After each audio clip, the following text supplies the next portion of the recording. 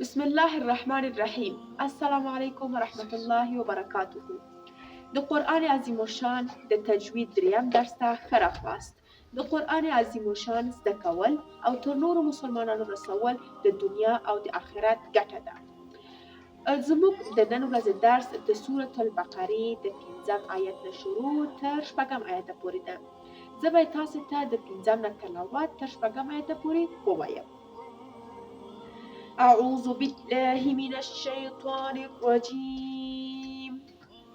بسم الله الرحمن الرحيم. إن الذين كفروا سواء عليهم أأنذرتهم أم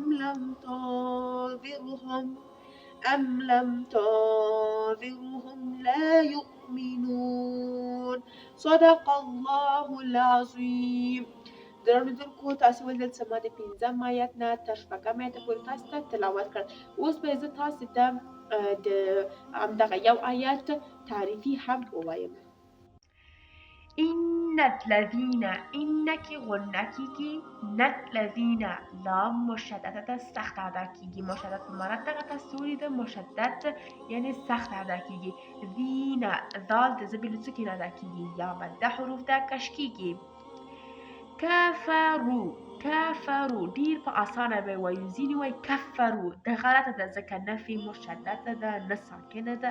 فقط زور لري باید په اسانه وویل سي. کفرو را ډکه لوستل کیږي تفخیمه ده.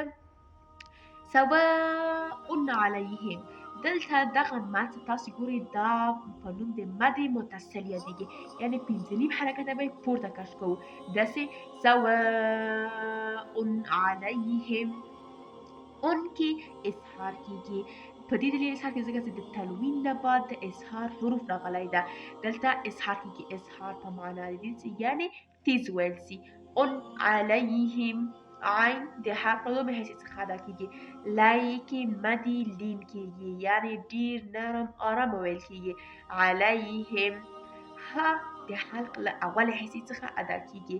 هم کې دلته اظهار کیږي ځکه چې د میم ساکن نه بعد د همزه حروف راغلی یعنی حلقي حروف راغلی د اظهار حروف راغلی ده. انذرتهم کې اخفا کیږي ځکه د نون ساکن نه بعد ذال راغلی ده د اخفا حروف راغلی ده. انذرتهم را تفخیمه یعنی ډکه ادا کیږي.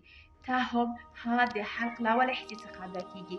هم کې دلته اظهار کیږي ځکه د میم ساکن نه بعد حرف حروف راغلی اظهار کیږي یعنی تیز به وایو. داسې انذرتهم ام لم تنذرهم.